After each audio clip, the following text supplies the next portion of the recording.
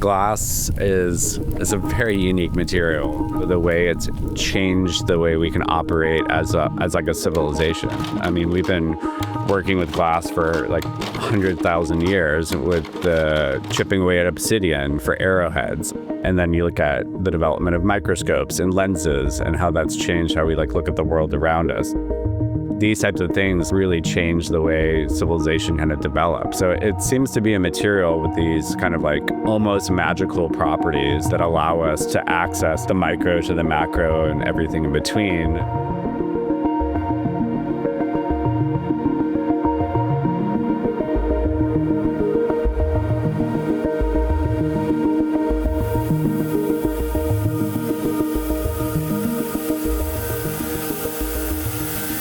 Hi, I'm Justin Ginsberg. I'm an associate professor at the University of Texas at Arlington and run the glass area in the Art and Art History department. My practice really centers on material properties, thinking about how a material behaves and the historic and scientific and kind of present implementation of those properties. So I'm at the University of Texas at Arlington working on this body of work for an upcoming exhibition, which has been many years in the making. There's like 4 or 5 rounds of cleaning, and then we're using laboratory grade optical cleaner. And then we're just gonna make sure the surface is absolutely pristine. We'll get to squeaky clean by the end.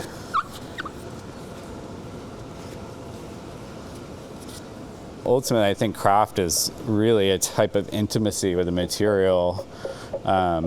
It's like alchemic and dealing with like touching, like ceramics is like one of the bigger ones. You're like literally sculpting earth. So there's something that's just really visceral about working with a material and something intimate about it. Glass blowing is such a spectator sport. And it's like, fire and hot and fast, and it's just like eye candy, and it's such an alien environment. So a lot of our students just get completely drawn to that. I kind of focus on craft. Craft is something that takes, a lifetime to develop. It's like learning a musical instrument, right? There's the only way to get good at it is to do it over and over and put that time in.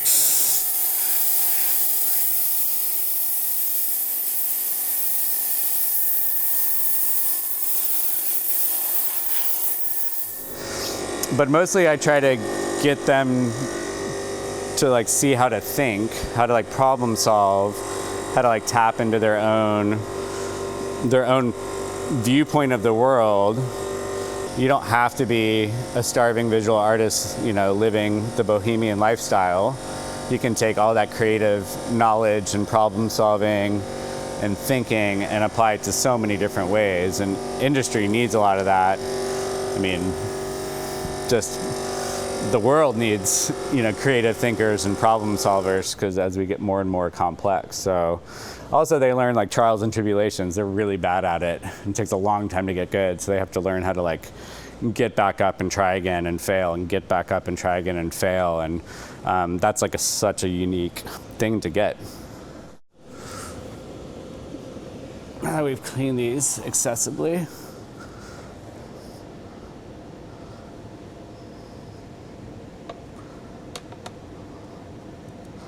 oh yeah.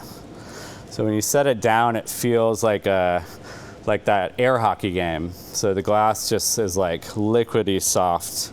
And if you catch it with the fluorescent lights just right, you can see we already have rings starting to form.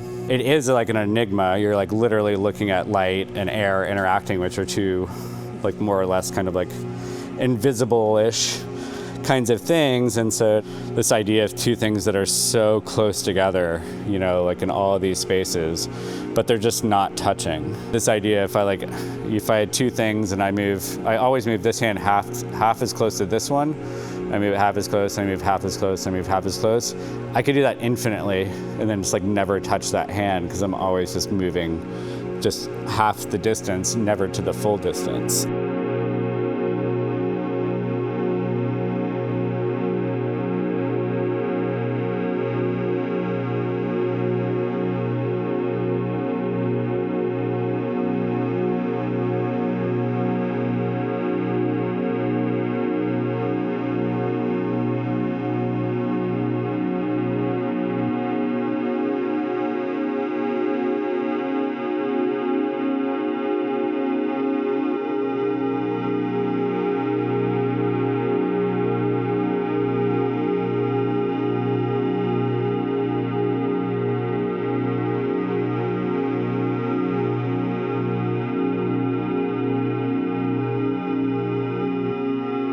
went to the University of Texas in Austin. I had no idea what I wanted to do with my life, as most students don't. And I had a friend who was a ceramicist who started doing a little bit of glass, kind of like a home studio. And so I was really started kind of dabbling and trying to make things, and kind of had this little community of people that also were sharing interest in it. And then I visited my brother who was out in the Bay Area in San Francisco one spring break, and I looked up glass studios in the area, and I showed up at one randomly, and the guy was super nice.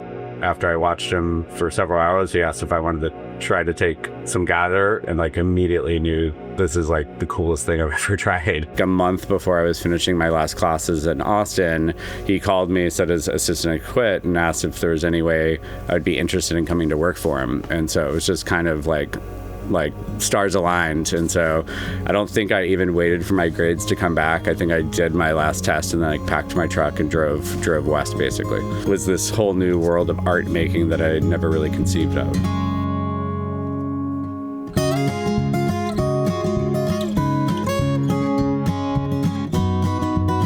Traveling with him from place to place, and we came back to Texas, and he said, we're going to Arlington for this demo. And I saw this studio here, and then kind of realized that pursuing something like a master's would allow me to like really develop my work, where I'd predominantly been helping others with their work and really learning through making for them or with them. So my experience in grad school was like completely life-changing. These people just like changed the way you think in your mind. And we just had a very tight-knit group working in all sorts of disciplines that were really pushing each other. So that's when you start to kind of see work expanding beyond just thinking about glass, but thinking about a creative practice more holistically.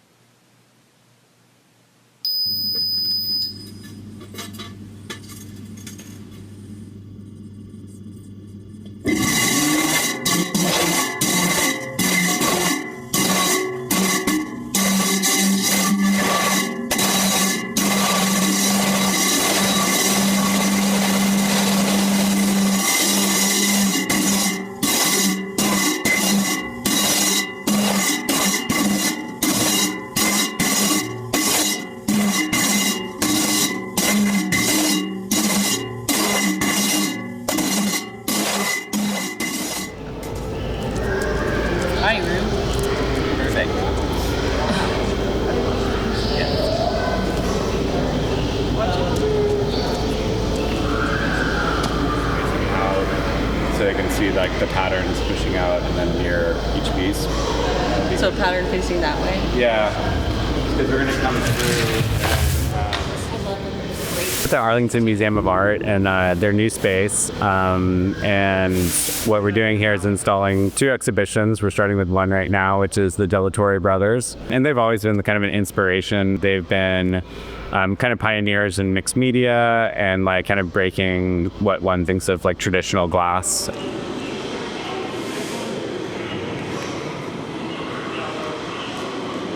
Curator is a kind of a big term. I've always looked at it as like, if I have access to space or if I see an opportunity that I think would provide for a community or provide for an artist, then I kind of get really excited and then I'll drive after that. So that was early on with like Deep Ellum Windows in Dallas in 2013 or 14. We did curated, 60 artists in 2 years, like probably 30 or 40 shows. And it was like, we have these huge spaces. We have artists that are waiting to get into galleries and waiting to get into museums because of this the kind of slow pace of the art world in some extent, and this gave an opportunity to like give space and play and see how people work and to get to know people a lot better. So that's kind of where the drive came from, was just like seeing opportunity and actually just making connections, and kind of being a middleman or a middle person between the two, which feels really fulfilling. I'm not trying to put my name on this. It's their work, and I'm not constantly looking for curatorial projects, but it's certainly it's a labor of love when they kind of pop up or when I have an opportunity to do it. So this was perfect, especially at this new space, to kind of another part of the conversation with the other types of programming that they run here. I really think the Amon Carter piece, the sky column, really was, I guess, a reflection of what it means to do an action or do something over and over again, and the beauty in that accumulation of those actions, however mundane. As part of my work, I became really interested in pulling fibers or strands of glass, something that kind of resembles a fiber optic glass strand. So they're, the thickness of a hair, a little bit thicker, and I became enamored by them because after working with glass for so many years, it never occurred to me that glass is a flexible material. And so ultimately it led to just under 10,000 threads of glass hung 25 feet long from the ceiling. And so it ended up kind of measuring or equating to about 42 miles. I had no idea the way that the 6 foot by 6 foot by 25 foot waterfall of glass basically would pull in the sky into the museum. You could see the sky and see the clouds being reflected and captured by all these little threads, almost like pixels. It showed this kind of totally different way to think of the material and maybe recontextualize it as a material of meaning, but also as a material that has rich poetic potential.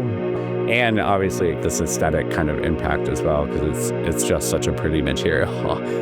I think something that's constantly driving me is my curiosity and wonder, to kind of get people to almost slow down and be very conscientious of the materials and things around them, really caring for the things that are happening around us, which we kind of take for granted or overlook. So I really want to kind of engage people to kind of think about these hidden structures that exist around us. So there's infinite amount of exploration to do.